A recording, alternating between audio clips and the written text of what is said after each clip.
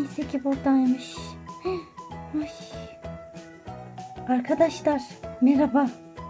Kinder Joy sürpriz yumurtamı buzdolabına koymuştum soğusun diye. Aklım çıkıyor yumurtamı biri alacak diye. Dayanamıyorum. Hemencecik yemek istiyorum. Ama birazcık da soğusun istiyorum. Dışarısı çok sıcak çünkü. Biraz daha bekleyeyim. Azıcık daha soğusun. Sonra yerim bir güzel. Kapatalım şimdi kapağını.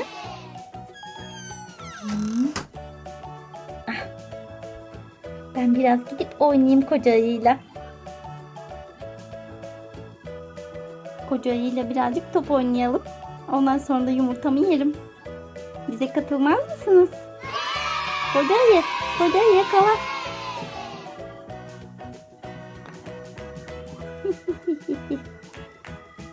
Oh.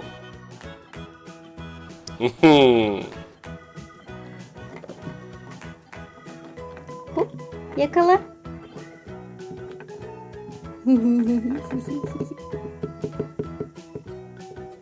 Oyun oynarken bile aklım hep yumurtamda. Gidip şu yumurtaya bir daha bir baksam iyi olacak. Dayanamıyorum.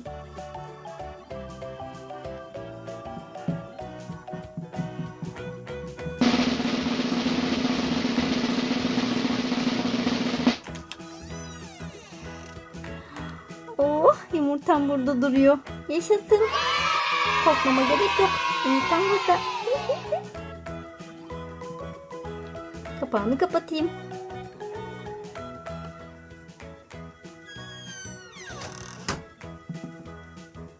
Oyunuma devam edebilirim.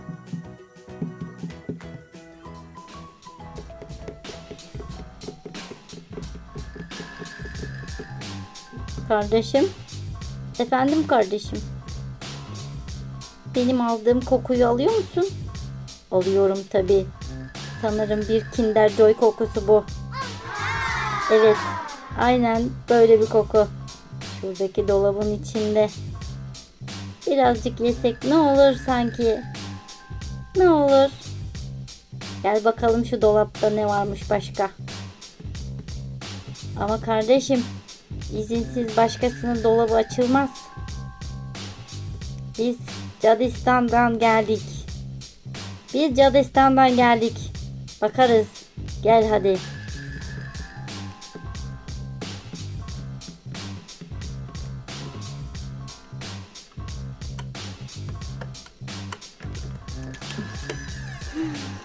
İşte. Kardeşim, gerçekten de koku buradan geliyormuş. İşte Kinder Joy burada. Ne yapalım sence? Bir plan yapsak iyi olacak.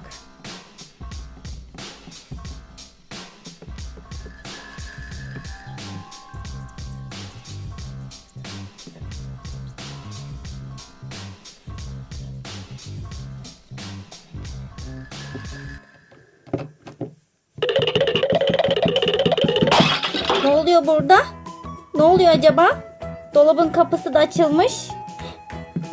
Biri benim yumurtamı mı almaya çalıştı yoksa? Hadi bakayım Cadistan güzelleri. Hadi gidin buradan. Sizi kim evime aldı? Dolabımı açmama kim izin verdi? Hadi bakalım. Hadi gidin şuradan.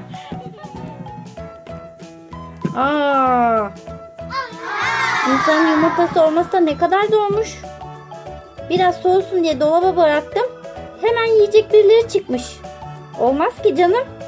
Allah Allah. Gel Kinder Joy'um, ben seni yiyeyim de artık bir rahatlayayım.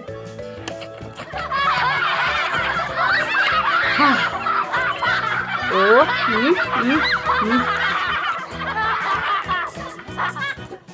Görüşürüz arkadaşlar.